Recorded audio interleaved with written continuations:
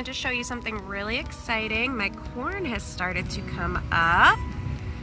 So I know it's hard to see in this area. There's one right there. But this area last week was all grass, and I took a hoe and broke it all down, broke down all the grass, and then planted and mulched over it. So you can see how it looks now. It's kind of a mess, but things are coming up really well. Same thing in this row. They're coming up. A couple missing, but doing pretty good right here. So these 3 rows, 1, 2, 3, were all grass, just like where I'm standing now, last Friday. Today's Sunday. Now in comparison, this spot here was already mulched when I started. So I want to show you how strong they're coming up right here.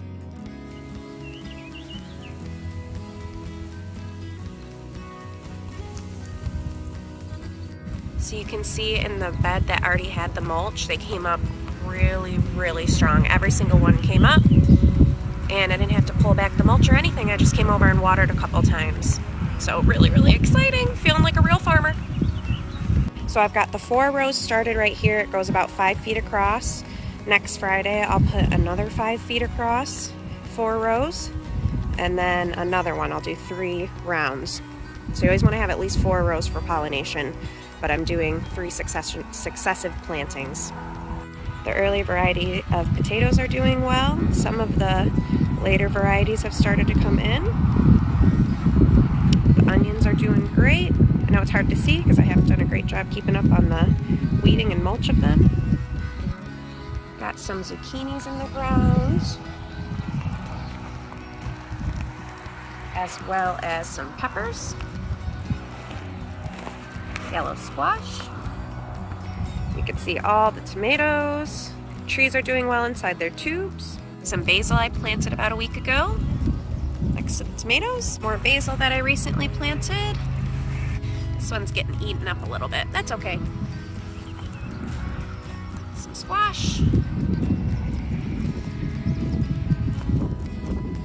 More squash, another tomato.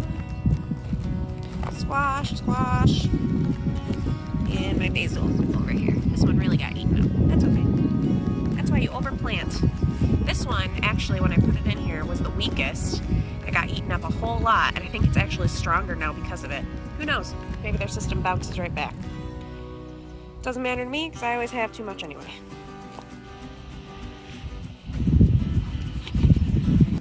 Some of my flowers are getting ready to open up.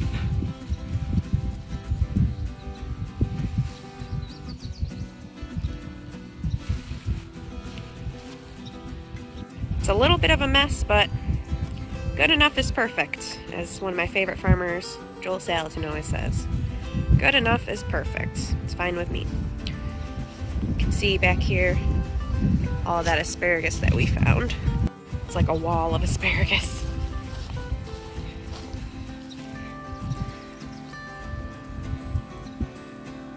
A friend of mine dropped off this old aged mulch. It's like gold. So excited. Another friend brought us all of these trees, native trees from our area. We're really excited to plant those. Here we have some compost tea being made. So I took a couple scoops from my compost bin about a week and a half, 2 weeks ago, and I put it in this bucket here. We put some holes on the top, and I sat it out in the sun for about a week and a half. We filled it with water, of course, with a couple scoops of compost. And then now it's all mixed together, so we're straining it out into this bucket here. We've just got a little hole in the bucket and a little tool in there to kind of keep gunk from getting in there. It's not a big deal if it does. But then we're going to mix this, probably a big scoop full of this, into a couple gallons of water, and then use that to water the plants, get some extra nutrients into them. It's another way to use your compost. In the back plot, I've planted some tomatoes. There's a really annoying bird calling behind me. I've opened this spot up and mulched it so I can plant some stuff over here today, but the trees are doing well. Here's some asparagus that I planted, and there's a hot pepper back there between some tomatoes. And we have quite a bit of asparagus. There's some there. Here's some right here. There's more, and this big guy here. So here's where I did something stupid. My strawberries I thought had died, so I dug out where a couple of them were and planted these tomatoes and a hot pepper. And while I was digging them up, I didn't realize until the third one, but when I was digging out the third one, I realized that the strawberry actually had a root system growing underneath the soil, even though it looked like it was dead on top. So don't be like me and be impatient. Just let it sit. Maybe it'll come to life, maybe it won't. I've learned that about a lot of things. Just be really patient. Don't give up on it. That's my quick garden update for today. Thank you so much for watching. Maybe you learned a little something about patience with strawberries. Hope everybody's doing really well, taking care of yourselves. See you later.